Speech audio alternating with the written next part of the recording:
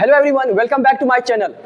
Students, आज हम लोग एक नया चैप्टर को स्टार्ट कर रहे हैं जिसका नाम है विद्युत धारा, जिसको बोलेंगे इलेक्ट्रिक करंट। इसका नाम क्या होगा? Electric current. और ये कौन सा चैप्टर है?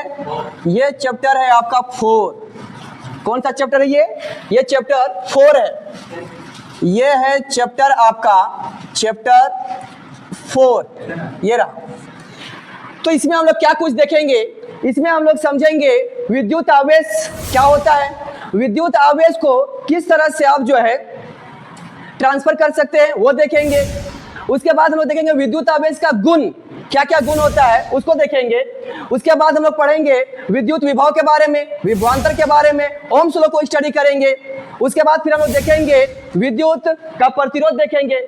तो ये सब कुछ हम लोग देखेंगे और बढ़िया से समझेंगे। बहुत आसान चैप्टर है ये। तो चलिए सबसे पहले हम लोग देखते हैं विद्युत आवेश क्या है, जिसको हम लोग बोलेंगे इलेक्ट्रिक चार्ज इंग्लिश में। तो देखो, किसी पदार्थ का वह गुण जिसके कारण वो क्या करेगा, वो बल लगाएगा, बल आरोपित करेगा। किस पर? ठीक है, दूसरा पदार्थ के ऊपर। तो मैं आपको बतला दूं कि विद्युत आवेश जिसको हम लोग Q से दर्शाएंगे, ठीक है, ये जो गुण होगा ये किसके पास होगा? पदार्थ के पास होगा। क्या करेगा? इससे दूसरे पदार्थ के ऊपर ये बल लगाएगा। जैसे कि मान लीजिए कि ये है आपका इलेक्ट्रॉन। अब इलेक्ट्रॉन के ऊपर जो आवेश होता है वो क्या होता है बताओ? तो ये होता है ऋणात्मक आवेश, नेगेटिव चार्ज। और प्रोटॉन के पास जो होता है, जो चीज, जो प्रॉपर्टी होता है, उस प्रॉपर्टी को क्या बोलते हैं हम लोग? उस गुण को क्या बोलेंगे? चार्ज। कौन सा चार्ज है? धनात्मक चार्ज। तो मतलब प्रोटॉन के पास जो आवेश होता है वो धनात्मक होता है और इलेक्ट्रॉन के पास जो आवेश होगा वो क्या होगा? ऋणात्मक। ठीक है, जिसकी वजह से ये क्या करेगा? एक दूसरे के ऊपर बल लगाएगा। अब हम लोग देखेंगे ये आकर्षण का बल हो सकता है, ये प्रतिकर्षण का बल हो सकता है। तो सबसे पहले देखिए विद्युत आवेश को किससे हम लोग सूचित करते हैं। तो लिख लीजिए विद्युत आवेश को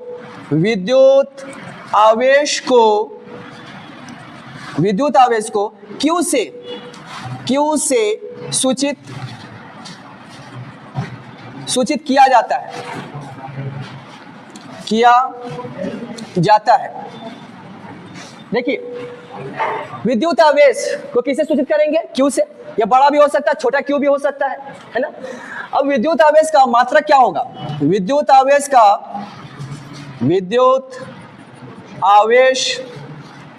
का मात्रक, कोई पूछेगा आपसे कि इसका SI मात्रक क्या होता है? विद्युत आवेश का मात्रक कूलाम होता है। क्या होता है? कूलाम। विद्युत आवेश के बारे में जो फिजिसिस्ट, जो साइंटिस्ट आपको बतला रहे हैं उनका नाम क्या है? कूलाम। इसको कैपिटल C से हम लोग जो है दर्शाते हैं। ठीक है, ये ना। अब बताइए कि विद्युत आवेश कौन सा राशि है? यह अदिश राशि है। विद्युत आवेश एक अदिश राशि है। इसके पास केवल परिमाण होगा, दिशा होगा क्या? नहीं होगा, अदिश राशि है। ठीक है, एक बाल्टी में, एक बकेट में भरा हुआ आवेश है, उसका क्या दिशा है? उसका कोई दिशा नहीं है ना। उसके पास परिमाण है, वैल्यू है। अगर 100 चार्ज है, 100 इलेक्ट्रॉन है, तो उसके पास वैल्यू है, केवल परिमाण है, दिशा नहीं है। तो ये एक अदिश राशि है। चलो ठीक है। अब देखिए विद्युत आवेश के प्रकार। इसका जो प्रकार है वो 2 है, एक धनात्मक आवेश और दूसरा विद्युत आवेश के प्रकार टाइप्स ऑफ इलेक्ट्रिक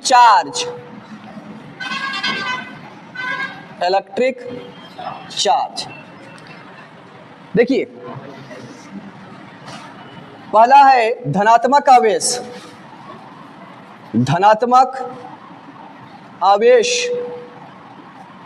जिसको बोलेंगे हम लोग पॉजिटिव चार्ज।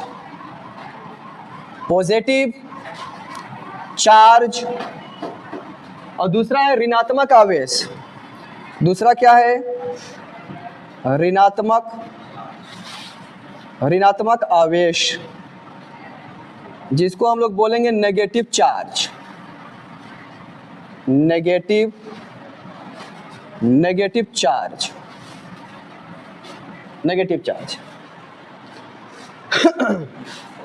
ये पॉजिटिव चार्ज किसके पास होगा? प्रोटॉन। प्रोटॉन क्या कैरी करेगा? पॉजिटिव चार्ज प्रोटॉन के पास होगा, है ना? ये किसके पास होगा? प्रोटॉन के पास। अच्छा, नेगेटिव चार्ज कौन कैरी करेगा? इलेक्ट्रॉन। इलेक्ट्रॉन जो चार्ज कैरी करता है उसको बोलते हैं हम लोग नेगेटिव चार्ज। ये है इलेक्ट्रॉन। इलेक्ट्रॉन। तो चलिए अब हम लोग देख लेते हैं विद्युत आवेश के गुण। कौन कौन सा गुण है इसको हम लोग देखते हैं। विद्युत आवेश, विद्युत आवेश का गुण, इसको बोलेंगे property, property of electric charge, electric charge. देखिए, तो विद्युत आवेश के कौन कौन सा गुण है। पहला देखिए, दो समान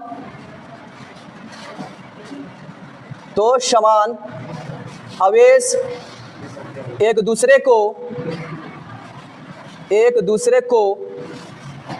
विकर्षित या प्रतिकर्षित करता है। एक दूसरे को प्रतिकर्षित करता है, प्रतिकर्षित करता है। दूसरा, दो असमान आवेश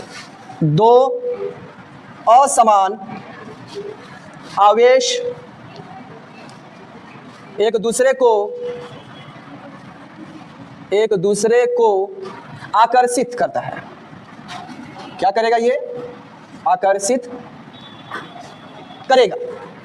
मतलब आवेश अगर एक जैसा होगा तो एक दूसरे को क्या करेगा? प्रतिकर्षित करेगा, मतलब रिपल्सन होगा। और अगर अलग अलग चार्ज है, असमान चार्ज है, तो एक दूसरे को आकर्षित करेगा। जैसे देखिए, आवेश को हम लोग किससे दर्शाते हैं? क्यू से। मान लीजिए कि एक आवेश आपका है ऋणात्मक और दूसरा वाला भी ऋणात्मक है।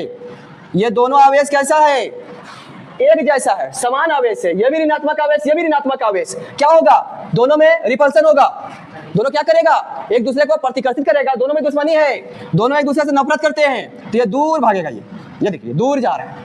यहाँ पर जो है क्या हो रहा है? प्रतिकर्षण। क्या हो रहा है? हाँ, प्रतिकर्षण हो रहा है। सर ऋणात्मक में क्या धनात्मक में नहीं होगा? तो धनात्मक आवेश और ये रहा धनात्मक आवेश। मैंने बोला है समान आवेश, चाहे वो नेगेटिव मतलब माइनस वाला हो या प्लस वाला हो। यहां पर भी क्या होगा? यहां पर भी ये प्रतिकर्षण होगा, प्रतिकर्षण। यहां पर भी प्रतिकर्षण होगा। तो सर आकर्षण कब होगा? जब अलग अलग आवेश होगा तब। यह है आपका माइनस और ये क्या है आपका प्लस। अगर अलग अलग आवेश रहेगा तो एक दूसरे को क्या करेगा? हाँ, दोनों एक दूसरे को पसंद करते हैं। तो यहां पर होगा आकर्षण, आकर्षण। ठीक है, यहां पर क्या होगा? आकर्षण। तो अलग अलग आवेश रहेगा तो आकर्षण होगा, अट्रैक्शन होगा। नहीं तो क्या होगा? प्रतिकर्षण। इसको याद रखिएगा। इसको लिख सकते हैं रिपल्सन, रिपल्सन। और यहां पर ये अट्रैक्शन, ये है आपका अट्रैक्शन। तो देखिए थर्ड पॉइंट में देखिए, विद्युत आवेश का ये भी गुण है कि विद्युत आवेश को ना तो उत्पन्न किया जा सकता है और ना ही नष्ट, और ना ही नष्ट किया जा सकता है। नष्ट किया जा सकता है, किया जा सकता है। तो फिर क्या होगा? इसका केवल एक बॉडी से, एक वस्तु से दूसरे वस्तु में रूपांतरण हो सकता है इसका। ठीक है, इसका या आवेश का, विद्युत आवेश का, आवेश का एक वस्तु से दूसरे वस्तु में, एक वस्तु से दूसरे वस्तु में क्या हो सकता है? ठीक है, स्थानांतरित हो सकता है। स्थानांतरण होता है, मतलब ट्रांसफर होगा। ये एक वस्तु से निकल के दूसरा वस्तु में केवल आवेश का ट्रांसफर होता है। आवेश को ना तो आप उत्पन्न कर सकते हैं और ना ही इसको आप नष्ट कर सकते हैं। इसका केवल रूपांतरण होगा, स्थानांतरण होगा, ट्रांसफर होगा जिसको बोलते हैं इंग्लिश में। तो एक वस्तु से दूसरे वस्तु में स्थानांतरण होता है।